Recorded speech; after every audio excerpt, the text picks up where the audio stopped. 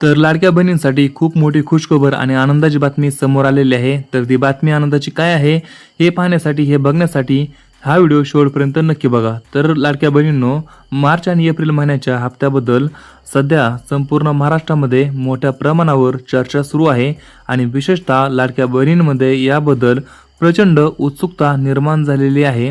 कारण प्रत्येक जण आपल्या आधार लिंक बँक खात्यामध्ये हा हप्ता नेमका कधी जमा होणार याची आतुरतेने वाट पाहत आहेत. इतर महिन्यांच्या तुलनेत यावेळी हप्ता मिळण्यास स्पष्टपणे उशीर होत असल्यामुळे अनेक ठिकाणी नाराजी व्यक्त केली जात आहे. काही ठिकाणी लाभार्थी सतत बँकेत चौकशी करत आहेत, तर काही जण ऑनलाईन अपडेट शोधत आहेत.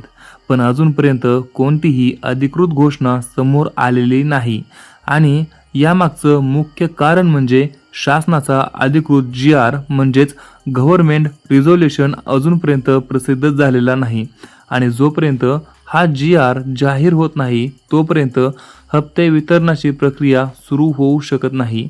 ही अतिशय महत्त्वाची बाब आहे. त्यामुळे सध्या सर्वजण त्या अधिकृत घोषणेची वाट पाहत आहेत.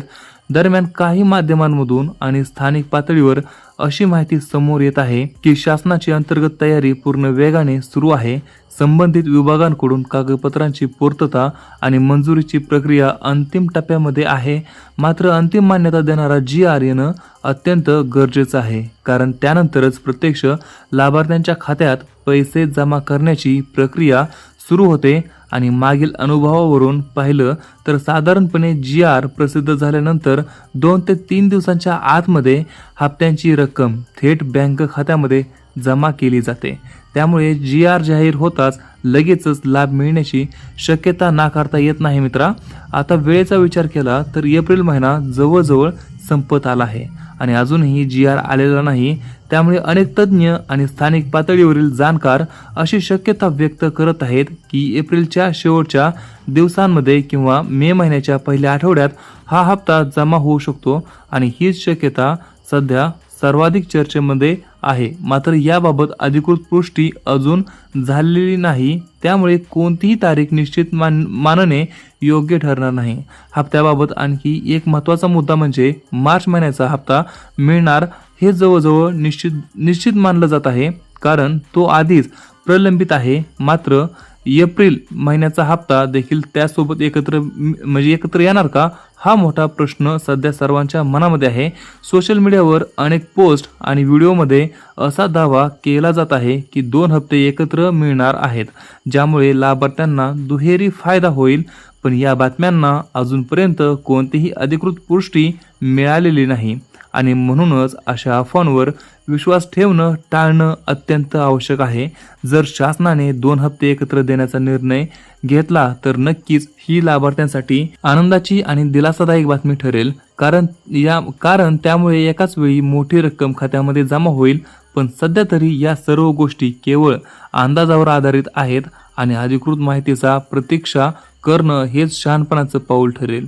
याशिवाय eKYC या संदर्भात देखील एक अतिशय महत्त्वाची अपडेट समोर आलेली आहे. ज्या लाभार्थ्यांनी अजूनपर्यंत आपली eKYC पूर्ण केलेली नाही किंवा त्यात काही त्रुटी आहेत त्यांनी ती तत्काळ दुरुस्त करून घ्यावी, कारण यासाठी दिलेली मुदत आता संपत आली आहे आणि फक्त काही दिवस उरलेले आहेत. जर या कालावधीत eKYC पूर्ण केली नाही तर पुढील हप्ते मिळण्यात अडचणी येऊ शकतात आणि त्यानंतर ही प्रक्रिया तात्पुरती बंद होऊ शकते आणि पुन्हा जून महिन्यात सर्वांना नव्याने eKYC करावी लागेल अशी शक्यता वर्तवली जात आहे. त्यामुळे लाभार्थ्यांनी हा मुद्दा अजिबात हलक्यात घेऊ नये आणि शक्य तितक्या लवकर आपली कागदपत्रे तपासून प्रक्रिया पूर्ण करावी. सध्या एकूण परिस्थिती पाहता सर्वात महत्त्वाचा मुद्दा म्हणजे GR कधी येतो, कारण तो संपूर्ण प्रक्रियेचा मुख्य आधार आहे आणि त्यानंतरच हप्त्याची अचूक तारीख, किती हप्ते मिळणार आहेत आणि इतर सर्व तपशील स्पष्ट होणार आहेत. त्यामुळे या क्षणी सर्व लाभार्थ्यांना एकच सल्ला दिला जात आहे, तो म्हणजे अफवांवर विश्वास ठेवू नका. कोणत्याही अनधिकृत माहितीकडे दुर्लक्ष करा आणि फक्त शासनाच्या अधिकृत अपडेटची वाट पहा.